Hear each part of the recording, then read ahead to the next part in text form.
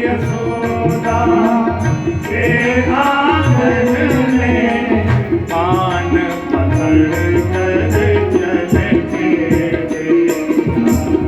पान पकड़ कर चले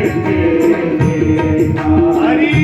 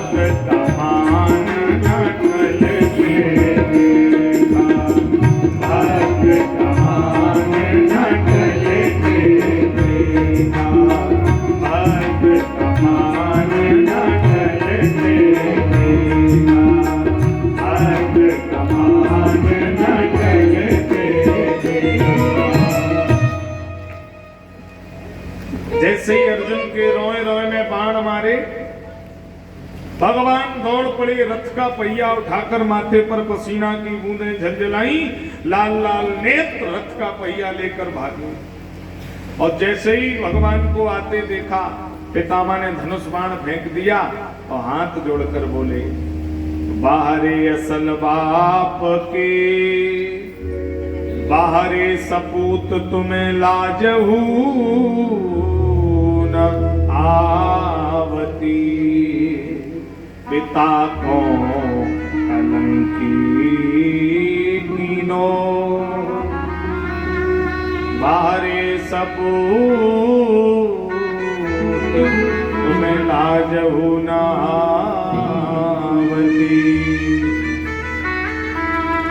भगवान ने रथ का पहिया फेंक दिया और पितामह से कहा, हे पितामह, सुनो भक्त भी सम्राज, कहाँ लो बतावे मेरे अनेक अवतार हैं। पृथ्वी खंभ पाखाण समुद्र ते प्रगट हो, कहाँ लो बतावे मेरे अनेक अवतार।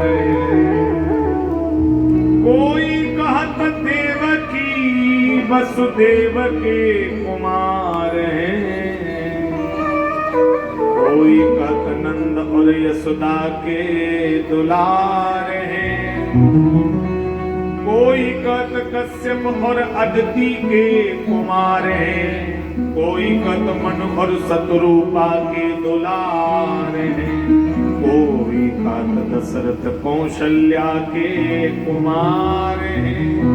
तो होवे एक बाप को बचाऊं अपनी लाज को, मोरे कहाँ लाज मोरे, बाप तो हजार हैं।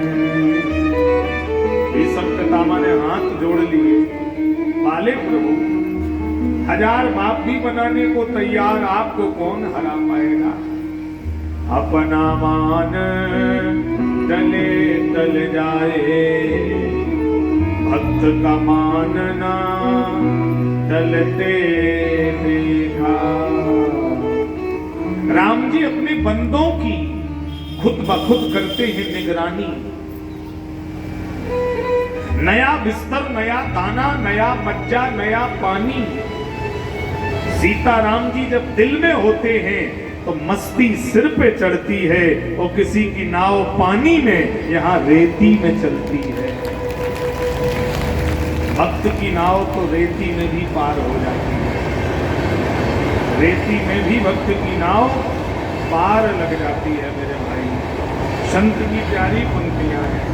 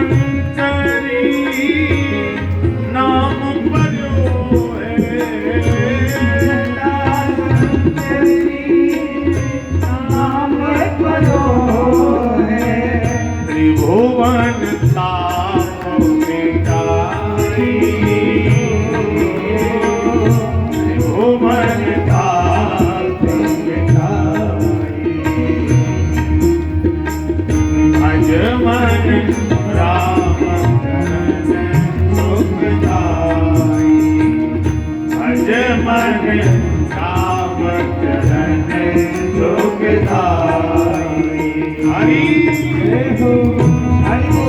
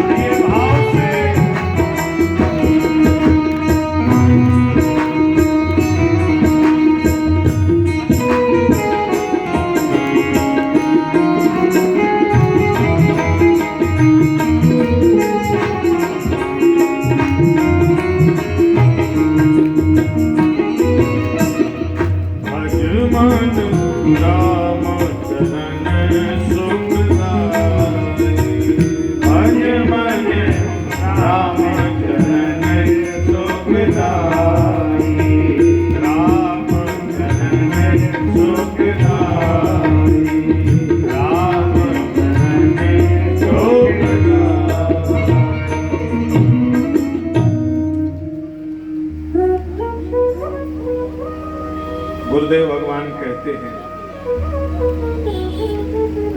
तन को जल से धुलाना सरल है मगर मन को निर्मल बनाना यह बड़ी बात है।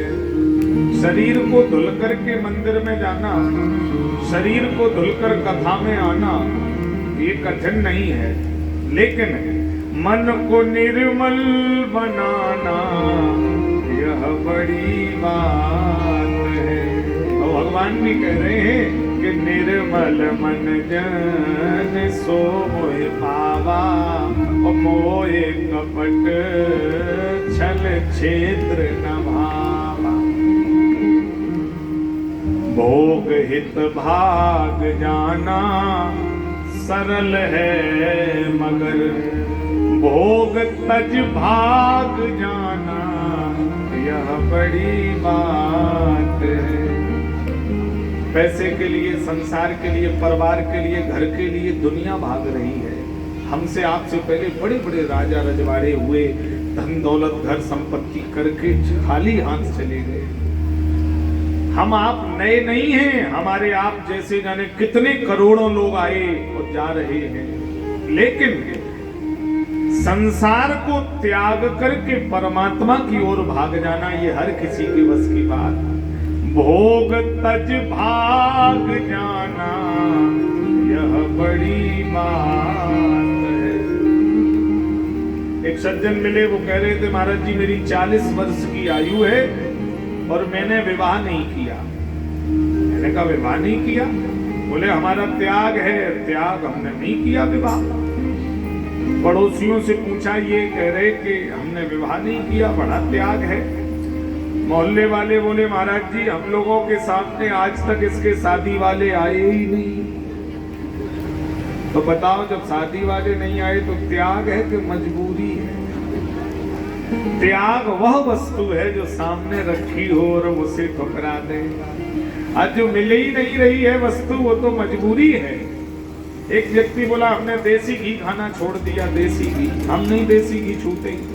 पता लगा बोले निकम्मा है, काम करता धरता नहीं हो, घी 700 रुपए किलो है तो खरीद पाता नहीं है। तो ये त्याग नहीं, ये मजबूरी है। त्याग वो वस्तु है कि भोग तज भाग जाना यह बड़ी बात है। बन के विद्वान विद्या के अभिमान में अपने मत को चलाना यह असंभव नहीं। दिल किसी का जलाना सरल है मगर ज्ञान दीपक जलाना यह बड़ी बात है। किसी के घर में आग लगा देना बहुत सरल है, किसी के यहाँ चुगली कर देना बहुत सरल है, किसी भटके हुए को सही रास्ता दे देना ये बहुत बड़ी बात है। हाँ, ज्ञान दीपक जलाना यह बड़ी बात है। ग्रंथ पर ग्रंथ पढ़ना सरल है, मगर अपना आनंद पाना यह बड़ी बात है।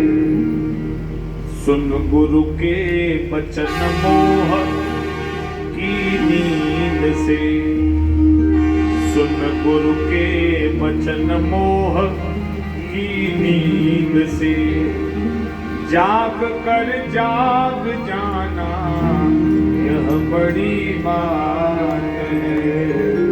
जागना शब्द दो बार है। एक बार हम जाग गए, आंखें खुली हैं, लेकिन फिर भी हम सुसुप्ति अवस्था में हैं। मोह निशा सम सोवन हारा, देखें स्वप्न अनेक प्रकारा।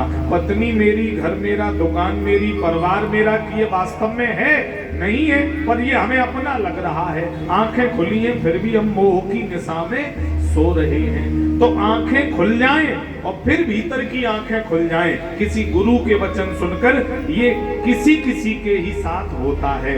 सुन गुरु के वचन मोह की नींद से, जाग कर जाग जाना यह बड़ी बात है।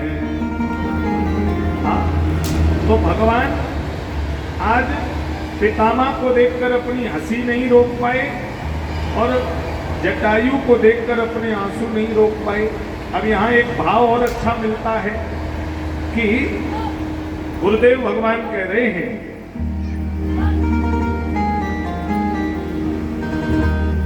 भव के जो त्रिशूल से ऊपर हैं, भव के जो त्रिशूल से ऊपर हैं, प्रभु गोद वही अविनाशी भई, रट राम के नाम की जो थी लगी, वह जाह्नवी की जल राशि हुई।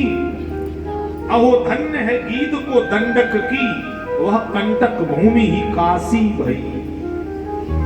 लोग कहते काशी में मरने से मुक्ति मिल जाती है, लेकिन जटायु ने यह दावा गलत कर दिया। जटायु दंडकारण्य के जंगल में ही मोक्ष पा गए। काशी जैसी गति दंडकारण्य के जंगल में जटायु को मिल गई। तो अर्थ है, कर्म तेरा अच्छा तो किस्मत तेरी दासी, और नियत तेरी साफ है तो घर में मत रहा। मन चंगा तो कठौती में गंगा।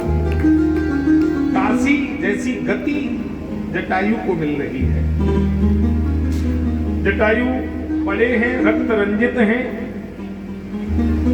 गद गद हो बोले प्रभु,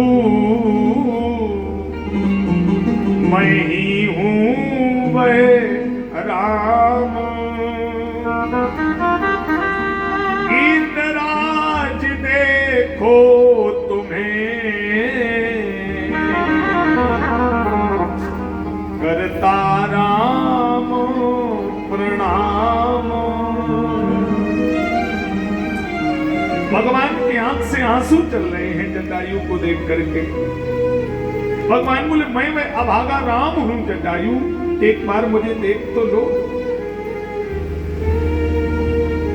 पर जटायु के पंख से रक्त बह रहा। भगवान बैठ गए और गीद को गोद में राख दया निधि, नैन सरोजन की वही बारी,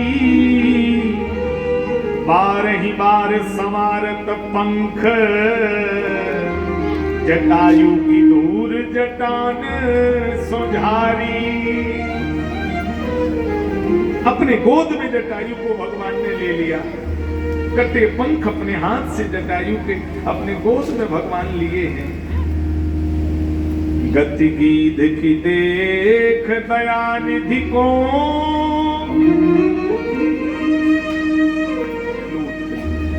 सुध सीय की शोक की जाती रही। जटायु को देख करके भगवान इतने भाव विभोर हो गए कि सीता जी की खोज के बारे में राम जी भूल गए। थोड़ी देर के लिए जानकी अम्मा को राम जी भूल गए।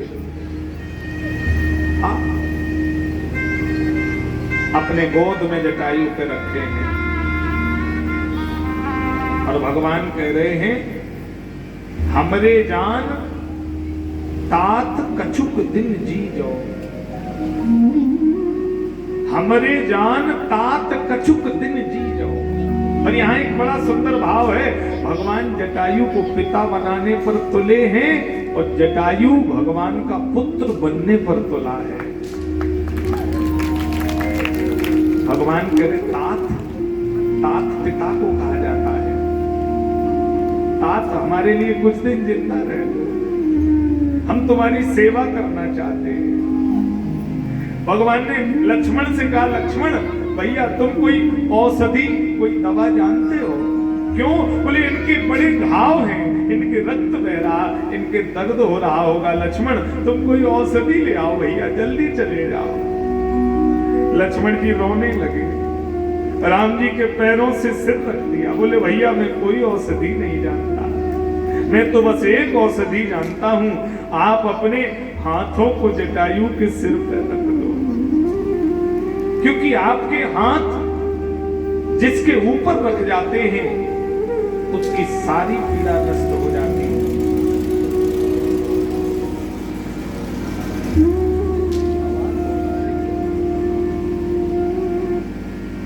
ध्यान रखा करो, हम टोकते हैं तभी तुम करते हो।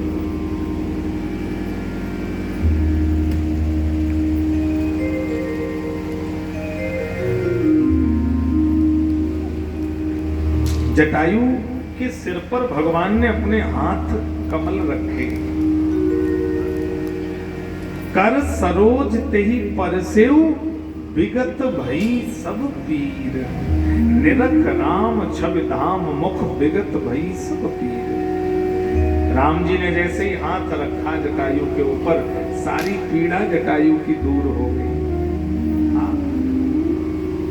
भगवान कह रहे हमारे लिए कुछ दिन जिंदा रह लो, हम तुम्हारी सेवा करना चाहते हैं। जटायु ने कहा प्रभु क्षमा कर दीजिए, क्यों? मेरे पास समय कम है, मैं जिंदा नहीं रहना चाहता। भगवान बोले मैं कौशलेश रमेश अखिल भुवनेश वैकुंठ को बिहारी, मैं तुम्हें जीवन दान दे दूंगा। जटायु ने कहा मुझे कुछ नहीं चाहिए। क्यों?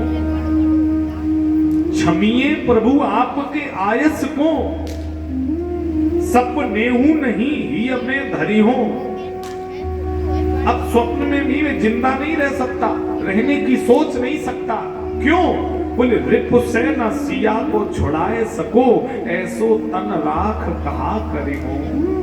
जिस शरीर से मैं अपनी मां की रक्षा नहीं कर पाया, राघव अब मैं इस शरीर को रखना नहीं चाहता हूं, अब मैं त्याग देना चाहता हूं इस शरीर को। भगवान फिर रोने लगे। भगवान बोले जटायु मांगो प्रिय वरदान तात बिछुड़ती बार। बिछुड़ रहे हैं हम तुमसे, मांगो वरदान प्रिय तात बिछुड़ती बार, दईहो सब हार में राम रुचि तुम्हारी में। मैं सब हार जाऊंगा, तुम जो कहोगे जटायु में सब दे दूंगा, तुम बोल दो एक बार क्या चाहिए। अब यहाँ जटायु और राम का संवाद नहीं है, अब यहां से भक्त और भगवान का संवाद ट्रांसलेशन हो गया। अब यहां से यहां तक जटायु रो रहे थे, अब यहां से जटायु हंस रहा है और राम जी रोने को मजबूर हो गए हैं। भगवान कह रहे मांग लो मेरे लिए कुछ। जटायु ने कहा प्रभु क्षमिए प्रभु आपके आयस को, मुझे क्षमा कर दो, मैं नहीं मांगूंगा। क्यों? देंगे हमें क्या, बचा क्या तुम्हारे पास। देख के महाराज को विराग वेशधारी में, खुद तो वन वन में मारे मारे फिर रहे, तुम्हारे पास कुछ है भी, तुम हमें क्या दे लोगे? देंगे हमें क्या, बचा क्या तुम्हारे पास। और देख के महाराज को विराग वेशधारी में, भगवान बोले जटायु तुम जानते हो तीनों लोकों का मैं स्वामी हूं, तुम जो कहोगे मैं वो दे दूंगा। तो फिर तुम ये क्यों कह रहे हो कि मेरे पास कुछ बचा नहीं? जटायु ने कहा प्रभु एक कानून बना है, कानून बना है कि जिसे गोद ले लिया जाता है संपत्ति सारी उसके नाम ट्रांसफर हो जाती है। राम जी बोले मतलब? जटायु राम जी की गोद में बैठे हैं और रो करके बोले कि प्रभु जब आपने मुझ जटायु को अपनी गोद में लिया तो आपकी सारी संपत्ति मेरे नाम चढ़ गई, अब आप पर कुछ है ही नहीं, आप हमें दे क्या पाओगे? गोद ले लिया या घृत को विनीत यासे, प्रभु की संपत्ति को भयो अधिकारी नहीं, सब मेरा हो गया। कितना सुंदर संवाद है जटायु का। हटते झटते पट जीर्ण महा, किसी भांति गोविंद से लेंगे नहीं, दिले संग हजारों कोशिशों से पिघलेंगे नहीं, वो हिलेंगे नहीं, चाहे सींचो सुदा गगरे गगरे पे सरोज शिला पे खिलेंगे नहीं, और खुद आकर खुदा मिल जाए मगर जल्दी बंदे खुदा के मिलेंगे नहीं। विलक्षणता है भक्ति की पराकाष्ठा।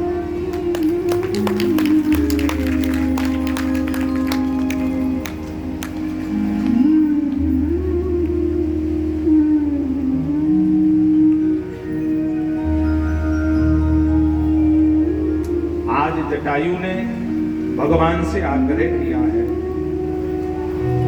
लक्ष्मण जी से कहा इनसे पूछो लक्ष्मण इनकी ये हालत किसने की है? तो यहां जटायु ने बताया है, नाथ दसानन यह गति की, तेहि खल जनक सुता हर लीनी। प्रभु मेरी ये गति रावण ने की है और मैं रावण का ऐशान मंद हूं। राम जी बोले ये गति है कि दुर्गति है? गति तो वो होती जिसमें कुछ प्राप्त हो जाए, तुम्हारे तो पंख कट गए, कटे पड़े हो, तो ये दुर्गति है, गति क्यों बोल रहे हो? जटायु ने कहा प्रभु ये दुर्गति नहीं है, ये गति है, और ये गति हमें रावण ने दी है, क्योंकि जब तक हाथ पैर सलामत थे तब तक जिम्मेदारी थी कि राम जी के पास चलकर मैं जाऊंगा, और जब रावण ने हाथ पैर काट डाले तो अब जिम्मेदारी राम जी की हो गई थी कि वो चलकर मेरे पास आएंगे। ये गति मुझे रावण ने दी है प्रभु, आज चल करके आप मेरे पास आए हैं, ये सौभाग्य मुझे रावण ने प्रदान किया है। रीजे तो भक्ति दई, खीजे मुक्ति होए, अनादंत दरबार है रौरे दास निसंक। जिस पर रीझ जाते हैं उसे भक्ति प्रदान कर देते हैं, और जिस पर खींच जाते हैं उसे मुक्ति प्रदान कर देते हैं। रावण जब जानकी जी का हरण करके ले गया है तो रावण एक बड़ी अच्छी इसमें विशेषता है, ये अपने भाई कुंभकर्ण से हर बात का परामर्श करता है। रावण ने कुंभकर्ण को जगाया, बड़ी मुश्किल में कुंभकर्ण जागा। कुंभकर्ण ने देखा, क्यों चिंतित बंधु दसानन तुम चिंतित क्यों हो? रावण ने कहा, हर ली हमने मिथिलेश कुमारी। हे कुंभकर्ण, मैं सीता का हरण कर ले आया। कुंभकर्ण आग बबूला हो गया, तेरी मति मारी गई। किशोरी परम्बा जगत जननी जगदम्बा श्री जानकी माता का हरण कर लाया, तूने कुल को कलंकित कर दिया, परिवार का विनाश कराना चाहता है, क्यों रे तेरी मति मारी गई रावण। कुंभकर्ण और रावण के बीच में बहुत ज्ञानवर्धक चर्चा चल रही है। रावण ने कहा, एक कुंभकर्ण चुप हो जा, मैं भी जानता हूं कि वो त्रिलोकी के नाथ हैं। क्यों? खरदूषण मोयसम बलवंता, वहां रावण ने स्वीकार किया है, बिना भगवान के खरदूषण को कोई मार नहीं सकता, और अगर ये परमात्मा है तो इनसे वैर करूंगा, क्योंकि तामस तन कछु साधन नहीं। वैर क्यों करूंगा? रावण कह रहा है, क्षण क्षण ठहरता नहीं मन, साधना और सिद्धि बात बहुत दूर की, भजन मेरे बस का नहीं, मन बहुत चंचल है। तीर्थ मंदिर बनाऊं, इतनी कहां हस्ती मजदूर की। तो करूंगा गुनाह तो अदालत में जाकर देख लूंगा मैं सूरत हुजूर की। अपराधी बनकर जाऊंगा तो इसी बहाने जज की शकल अदालत में देखने को तो मिल जाएगी। तो कुंभकर्ण ने कहा तो फिर तू जब हरण कर ले आया तो अब जो होगा सो देखा जाएगा, पर तू अब परेशान क्यों है ये बोल। रावण ने रो करके कहा कुंभकर्ण मैं इसलिए परेशान हूं कि लखती ही नहीं वह ओट हमारी। ए भैया इतने दिन हो गए, मैं कितने बार अशोक वाटिका में गया पर वो मेरी तरफ देखती नहीं है। कुंभकर्ण ने कहा देखती नहीं, बोले ना क्यों, बोले भक्ति जब तक जीव पर दृष्टि नहीं डालेगी तब तक भगवत प्राप्ति हो नहीं सकती है। तो जब तक सीता की दृष्टि नहीं पड़ेगी तब तक रावण जानता है कि मेरा कल्याण नहीं हो सकता। भैया कुंभकर्ण ने कहा तो भेष बदल कर जाता, तू तो मायावी है, भेष बदल लेता तो जरूर देख लेती। रावण ने कहा कई बार भेष बदला, फिर कुंभकर्ण बोला राघव ही न बने तुम क्यों। ए भैया तुम राम का रूप बनाकर जाते तो किशोरी जरूर देख लेती। रावण ने फिर रो करके कहा कई बार बनाया, फिर बोले राम का रूप लगा बनने तो पर नारी लगे मानो महतारी। पर नारी मुझे मां लगने लगती थी और मैं वापस लंका में भाग जाता था। मैं राम का वेश रखकर अशोक वाटिका में नहीं जा सकता कुंभकर्ण। क्योंकि राम धर्म के स्वरूप है। रामो विक्रयवान धर्मा, धर्म से राम नहीं है, राम से धर्म है। मर्यादा पुरुषोत्तम है। भगवान श्री राम का नकली रूप भी अगर कोई बनाता है तो उसके जीवन में भी धर्म की स्थापना हो जाती है, धर्म की मर्यादा की स्थापना बन जाती है मेरे भाई। हाँ, बड़ी मार्मिक चर्चा यहाँ आप गंभीरता से सुनिए। रावण हरण करके ले गया जानकी मैया का, जटायु का अंतिम समय है और यहाँ गोस्वामी जी कह रहे हैं परहित बस जिनके मन माई, परहित बस जिनके मन माई, परहित बस जिनके मन माई, तीन गाँव जग दुर्लभ सुनाई, तीन गाँव जग दुर्लभ सुनाई। हरि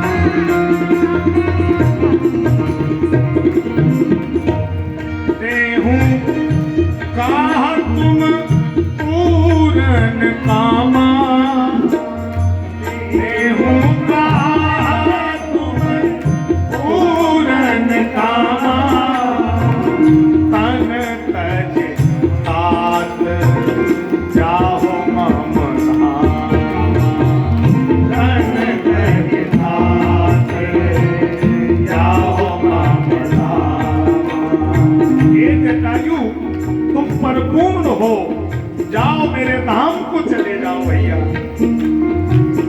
गीत ते हज हर हरि रूपा, गीत ते हज हर हरि रूपा, भूषण पट बहु गीत अनुपा, भूषण पट बहु गीत अनुपा।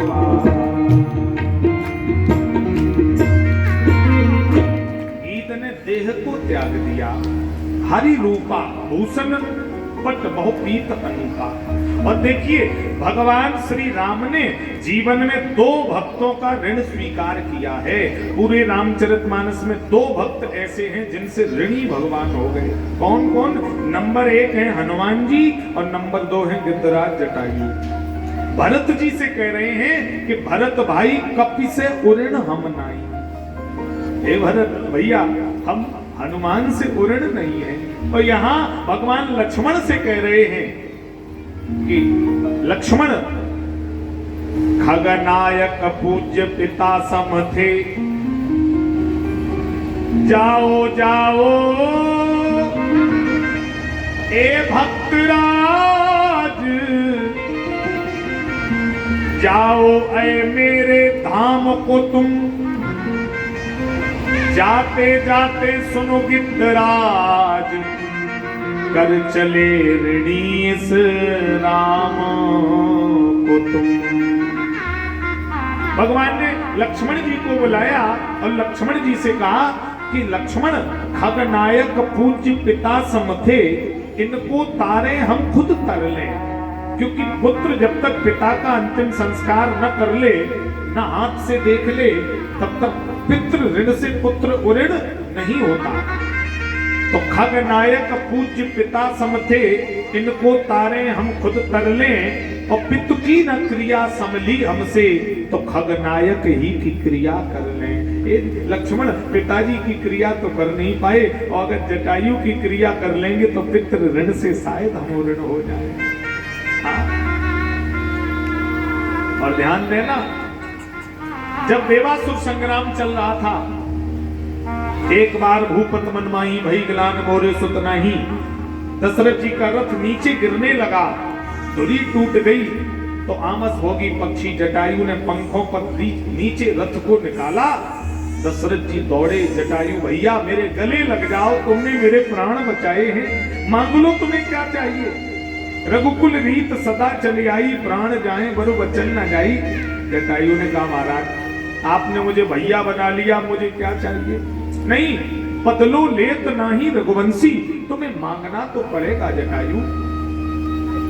जटायु ने कहा महाराज आपने मुझे भाई कहा, तो मैं ये चाहता हूं कि जब मैं मरूं तो मेरे शरीर का अंतिम संस्कार आप अपने लड़के के हाथ से करा देना, मुझे और कुछ नहीं चाहिए। यहाँ दशरथ जी ऋणी थे, और एक बार भूपत मन माही भई ग्लान मोरे सुत नाही। हे विधाता, अगर एक संतान मेरे हो जाती तो दशरथ जी रो करके कह रहे हैं मैं अपने पुत्र से जटायु का संस्कार जरूर कराता।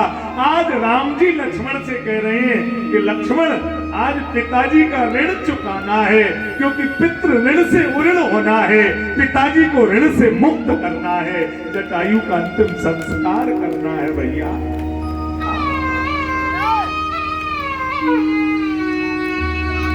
और भगवान ने जटायु से एक बात और कही है, ये जटायु भैया ये बात सीता हरण तात जनि कहो पिता सन जाए। पिताजी से ये बात मत बताना कि रावण सीता का हरण कर ले गया, उन्हें बहुत कष्ट होगा जटायु, तुम मत कहना पिताजी से। तो जटायु को ये पता लग गया कि मुझे वहीं भेजा जा रहा है जहां दशरथ जी को भेजा गया है। इसका मतलब मेरी गति वही हो रही है जो दशरथ जी की गति हुई। फिर प्रभु मैं नहीं बताऊंगा, भगवान बोले तुम नहीं कहोगे। ये जो में राम तकुल सहित कहे दशानन आए, ये खबर स्वयं रावण अपने परिवार के सहित पिताजी को बताएगा, तुम नहीं बताओगे। जटायु के आंख में यहाँ आंसू निकल पड़े, बोले प्रभु मेरे ऊपर तो कृपा है, इसलिए मुझे आप वो साजुच्च पद दे रहे हैं, पर रावण पर तो क्रोध है और रावण को भी परिवार के सहित वहीं भेज रहे हो। रीजे तो भक्ति दई और खींचे मुक्ति होए, अनाधुंध दरबार है रौरे दास निसंक। भगवान जिस पर रीझ गए उसे भक्ति दे दी, और भगवान जिस पर खींच गए उसे मुक्ति प्रदान कर दी। देखिए रावण को भी वही गति भगवान दे रहे हैं जो दशानन के सामने गिद्धराज जटायु को गति प्रदान की है। कितने कृपालु हैं भगवान। आज जटायु भगवान की स्तुति कर रहे हैं। जय राम रूप अनूप निर्गुण सगुण गुण प्रेरक सही दस शीस बाहु प्रचंड खंडन चंड सरमंडन मही पादोदन घाट सरोज मुख राजीव आयत लोचनम नित्य विक्राम प्रभात बाहु भव भय मोचनम कृपाण भव भय मोचनम विशाल भव भय मोचनम विशाल भव भय मोचनम। स्तुति गाई है। गीधराज को भगवान ने मुक्त कर दिया। अब यहां एक दृश्य है। एक व्यक्ति थे, उसने 70 हत्याएं अपनी जिंदगी में की। अंतिम समय सत्संग से उसकी बुद्धि परिवर्तित हुई। महात्मा जी से कहा, मैंने 70 हत्याएं की हैं, मेरे पाप दूर हो जाएं कैसे? महात्मा जी ने झंडा दिया, एक काला झंडा। आज से तीर्थ में गंगा स्नान कर, संतों की सेवा सत्संग कर, गरीबों की सहायता कर, शरीर से परमार्थ कर, और जिस दिन ये झंडा सफेद हो जाए समझ लेना तेरे पाप दूर हो गए। 5 वर्ष उसने सत्संग, भगवान का भजन, संतों की सेवा, भगवान का नाम का स्मरण, तीर्थों में दर्शन, गंगा स्नान इत्यादि किए, और जब झंडा देखे तो काला का काला ही। एक दिन घर लौटने लगा, बोले हमारे पाप दूर नहीं होंगे। रास्ते में जंगल है, एक महिला के चीखने की आवाज आई। कोई अबला की 10-5 लोग इज्जत तार तार करना चाह रहे हैं। हाथ में झंडा है, फरसा है, 70 लोगों को मार चुका था, तो मारने में बड़ा होशियार था। तो मन में आया कि हम इस माता की रक्षा करें। तो फिर सोचने लगा 70 तो पहले ही मार चुके, अभी तक हिसाब नहीं हो पा रहा। और थोड़ी देर बाद उसका दिमाग घूम गया, बोला जैसे 70 तैसे 80। जैसे ही फरसा लेकर उस माता को बचाने के लिए कूदा, झंडा सफेद हो गया। करम प्रधान विश्व रचिराता, करम प्रधान विश्व रचिराता, जो जस कराई सो तस फल चाखा, जो जस कराई सो तस फल चाखा, करम प्रधान विश्व रचनाता, करम प्रधान विश्व रचनाता, जो जस कराई सो तस फल चाखा,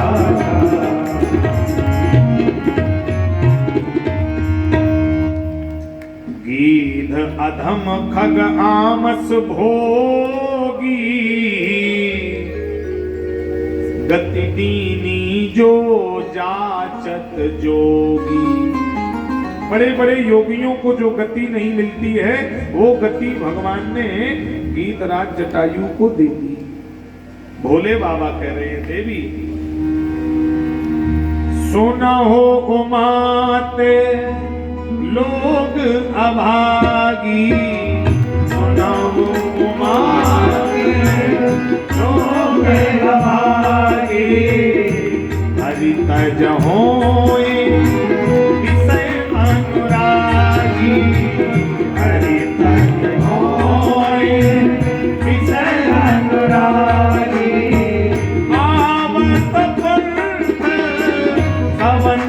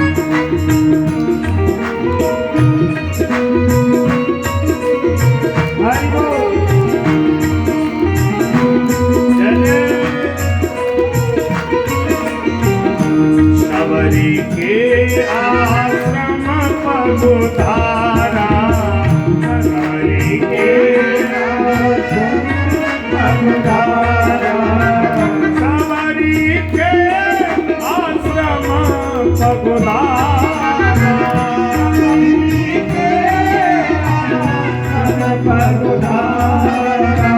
ताई देह राम मुदारा,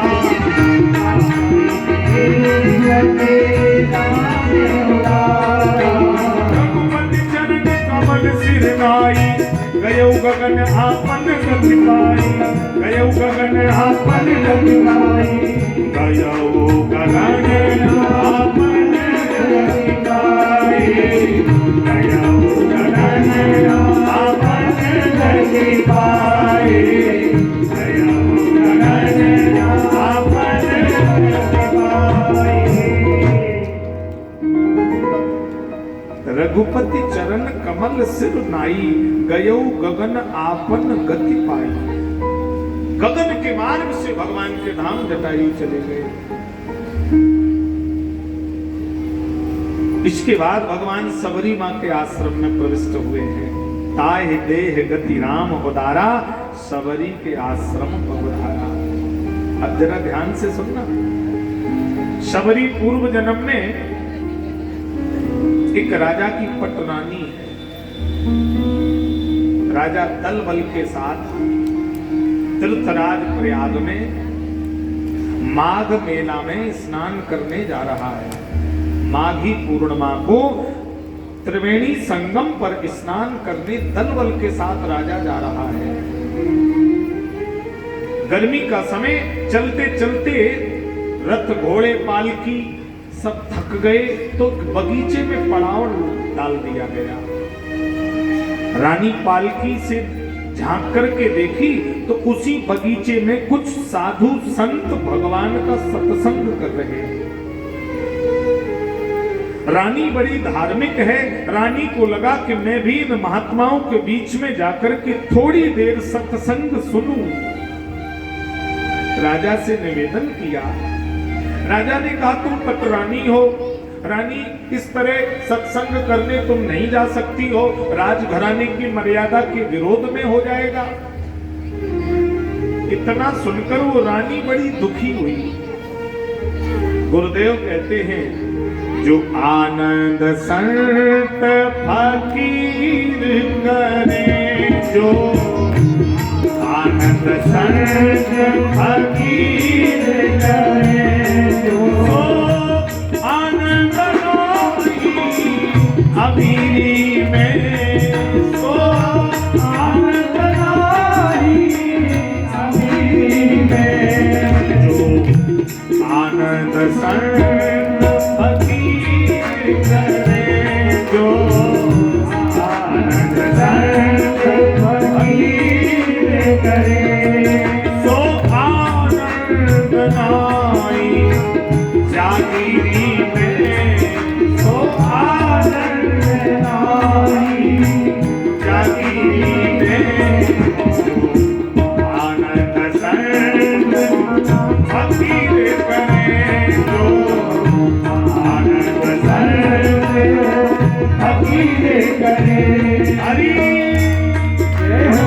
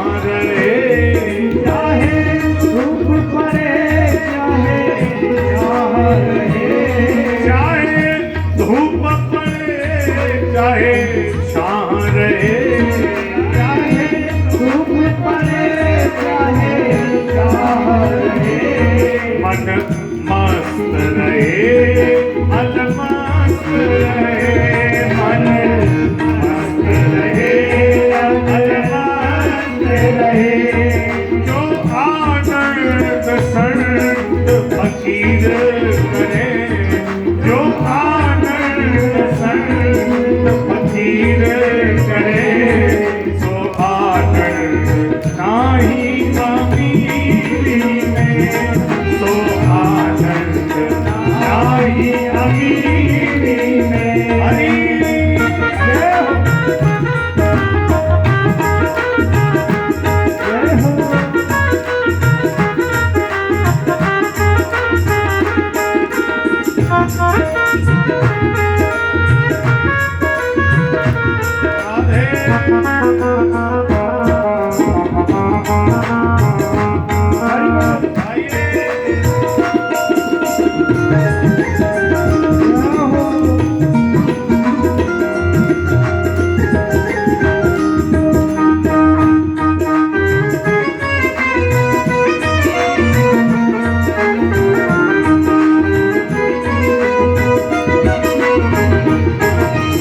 आनंद नाई अमीरी में, आनंद नाई अमीरे में, आनंद संत फकीर करे, आनंद संत फकीर करे, आनंद संत फकीर करे।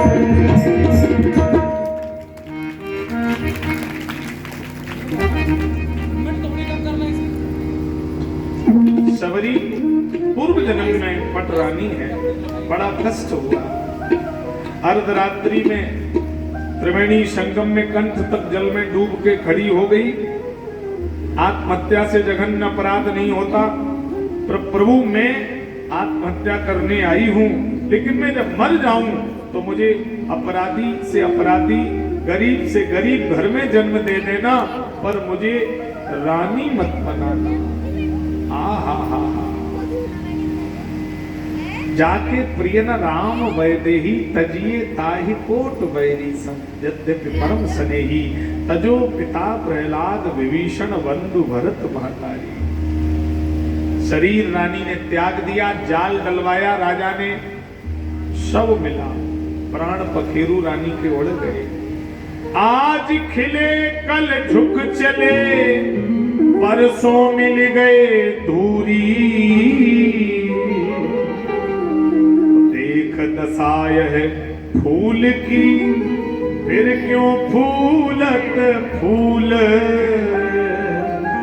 जो आज खिला है कल झुकेगा, मुरझाएगा, परसों फिरेगा, नरसों धरती के धूल में मिल जाएगा। पत्ता टूटा वृक्ष से, ले गई पवन उड़ाए, अब के बिछुड़े कब मिले, दूर परेंगे जाए।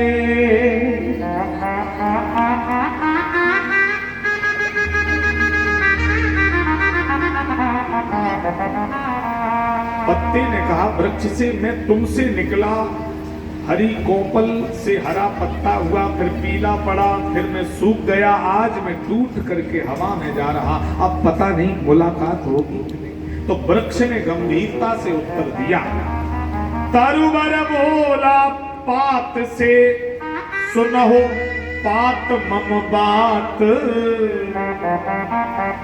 यह घर की ये रीत है, एक आवत एक जात। इस घर का नियम है कि यहाँ एक आता है तो एक चला जाता है। एक डोली चली, एक अर्थी चली,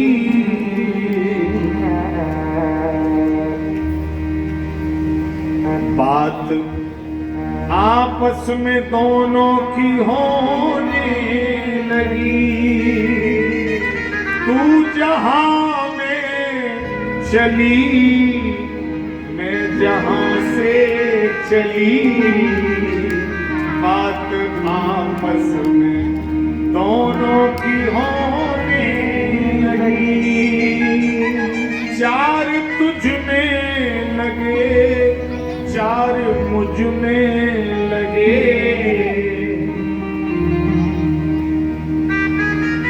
तू पिया को चली, मैं पिया से चली, बात आपस में दोनों की होने लगी। बात आपस में दोनों की होने लगी।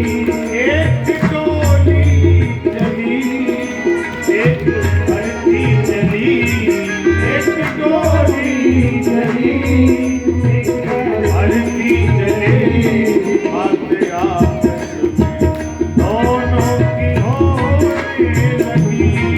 बात आपस में दोनों की होने लगी।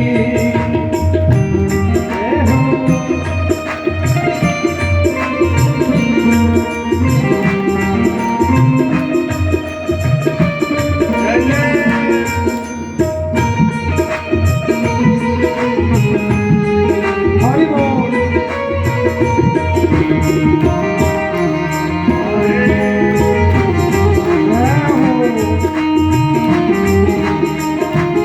हरि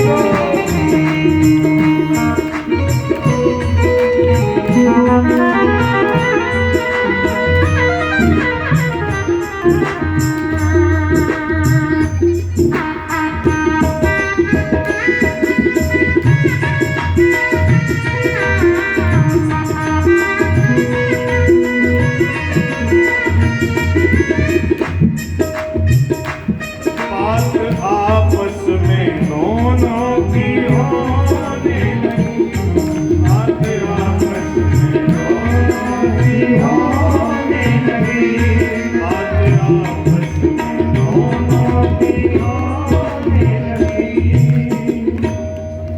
यह घर की ये रीत है, एक आवत एक जात।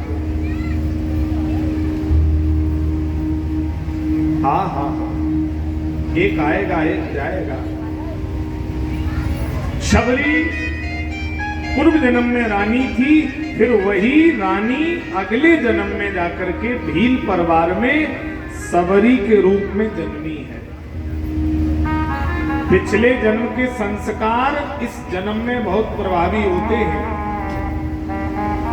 कहते नहीं कि कभी कोई तीर्थ नहीं गए, कभी वेद पुराण नहीं पढ़े हो, लेकिन उनके अंदर भक्ति बोले बचपन से ही पैदा हो गई, क्योंकि पिछले संस्कार थे वो इस जन्म में उनको प्राप्त हो गए।